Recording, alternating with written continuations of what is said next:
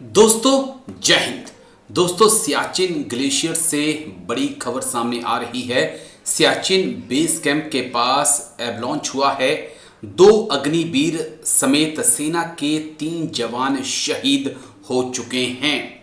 तो ये एक बड़ी खबर सामने आ रही है। दोस्तों लद्दाख के सियाचिन ग्लेशियर में एक बड़ा हिमस्खलन हुआ है जिसमें भारतीय सेना के 3 जवान शहीद हो गए हैं। उनमें 2 हमारे अग्निवीर भाई हैं।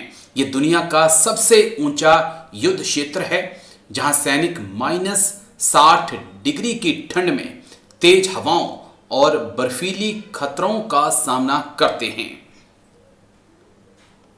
अभी तक की जानकारी के मुताबिक जवान पेट्रोलिंग कर रहे थे, तभी वो हिमस्खलन की चपेट में आ गए। सेना की टीमें तुरंत बचाव कार्य में लग चुकी हैं जो लेह और उधमपुर से मदद पहुंचा रही हैं। सियाचिन में हिमस्खलन सर्दियों में आम बात है। 1984 के ऑपरेशन मेघदूत से अब तक 1000 से ज्यादा सैनिक मौसम की वजह से शहीद हो चुके हैं। अभी फिलहाल और जानकारी का इंतजार किया जा रहा है, लेकिन आपको बता दें कि सियाचिन दुनिया का सबसे ऊंचा युद्ध क्षेत्र है।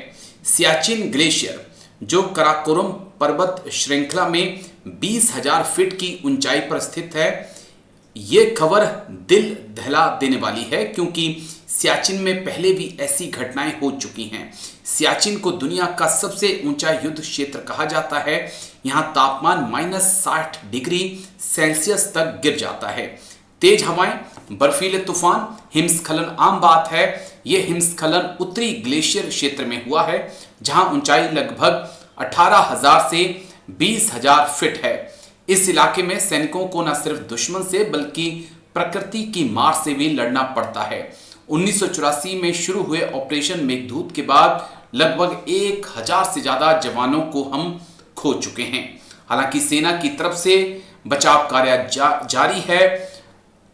3 जवान हमारे शहीद हो चुके हैं। उनमें 2 अग्निवीर हैं और 1 परमानेंट जवान हैं। बड़ा दुख होता है बोलते हुए जब हमें यह कहना पड़ता है कि जो शहीद हुए हैं उसमें 2 अग्निवीर हैं और 1 परमानेंट जवान है, क्योंकि मोदी सरकार ने एक सेना में 2 प्रकार के जवान बना दिए हैं। और हमें शर्म भी आती है और दुख भी होता है ये बोलने में और ये बताने में कि जो शहीद हुए हैं उनमें 2 अग्निवीर हैं और 1 परमानेंट जवान है। लेकिन ये बड़ा हादसा सियाचिन ग्लेशियर में, जहां पर सियाचिन बेस कैंप के पास एवलॉन्च में 2 अग्निवीर समेत सेना के 3 जवान शहीद हो चुके हैं। अब बताइए, जिस अग्निवीर स्कीम को लेकर हम बात अक्सर करते आए हैं, वो अग्निवीर किसी भी क्षेत्र में, किसी भी फील्ड में पीछे नहीं है। वो अपने कदमों को पीछे नहीं खींच रहे हैं।